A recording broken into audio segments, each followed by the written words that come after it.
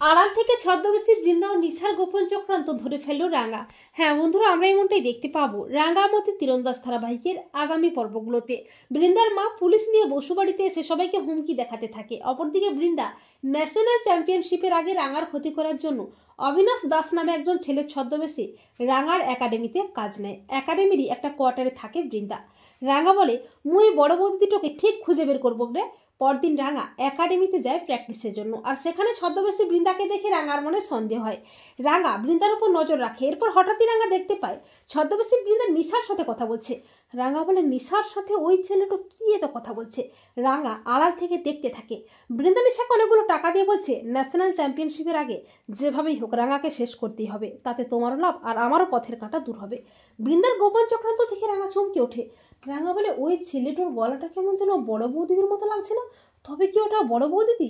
ছদ্মবেশের ছেলেটা সে নিশার সাথে চক্রান্ত করছে মোর ক্ষতিটা করতে। তবে তুই চিন্তা করিস না বড় বৌদিদি, তোর পর্দাটা খুব তাড়াতাড়ি ফাঁস করে তোকে সবাই সামনে এনে তোকে পুলিশে দেবো।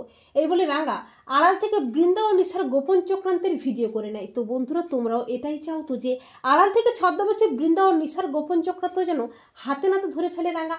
কমেন্ট করে এক্ষুনি জানিয়ে দাও তোমাদের মতামতটি।